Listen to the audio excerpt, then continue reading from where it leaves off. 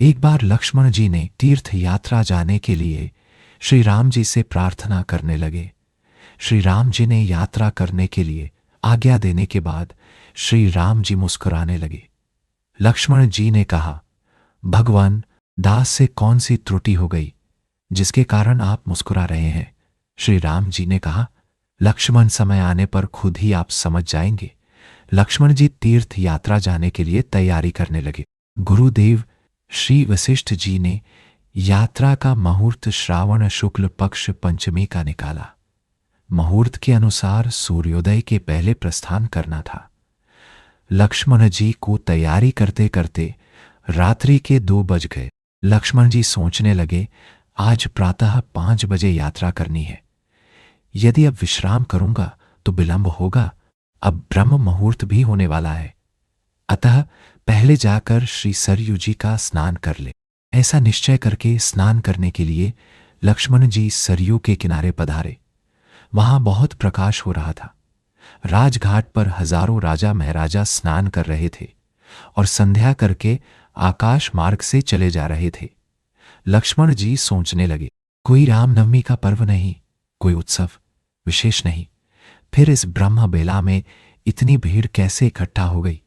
लक्ष्मण जी यह दृश्य देखकर लौट आए। श्री राम ने पूछा, लक्ष्मण, आज आपके तीर्थ यात्रा जाने का मुहूर्त था, परंतु आप अभी तक स्नान ही नहीं किए।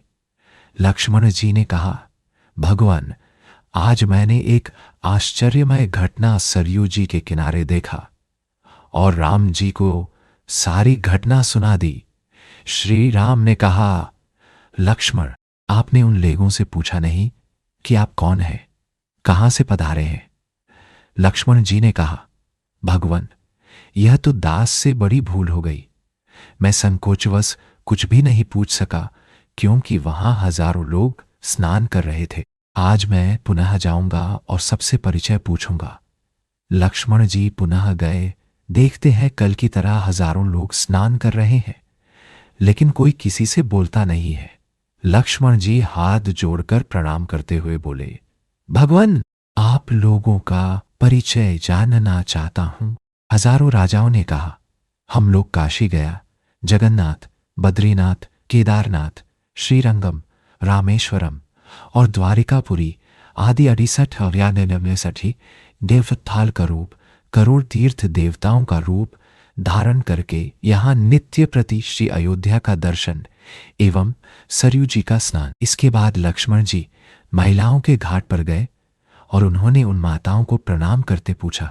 माताओं ने कहा, हम गंगा, यमुना, सरस्वती, ताप्ती, तुंगभद्रा, कमला, कोशी, गंडकी, नर्मदा, कृष्णा एवं क्षिप्रा आदि भारत की हजारों पवित्र नदियां नित्य प्रति श्री रामपुरी का दर्शन एवं श्री सरयू जी का स्नान करने आते हैं।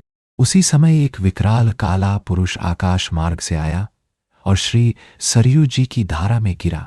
थोड़ी देर बाद जल से निकला तो गौरवर्ण हाथ में शंख, चक्र, गदा आदि धारण किए प्रकट हुआ। लक्ष्मण जी ने ऋषियों से पूछा, भगवान, ये देवता कौन है जो अभी काले थे फिर गौरवर्ण के हो गए? ऋषियों ने कहा, लक्ष्मण, ये तीर्थराज प्रयाग है। लक्ष्मण जी ने सारी घटना राम जी से बताई।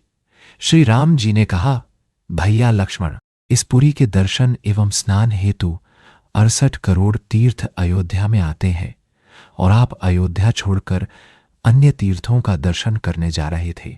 इसीलिए जब आपने मुस्कुराने का कारण पूछा था, तब मैंने कहा था उचित समय पर आप स्वयं जान जाएंगे। अब आप निर्णय कर लीजिए कि तीर्थ यात्रा में जाना है या नहीं। अवधपुरी ममपुरी सुहावन, उत्तर दिश बह सरयू पावन।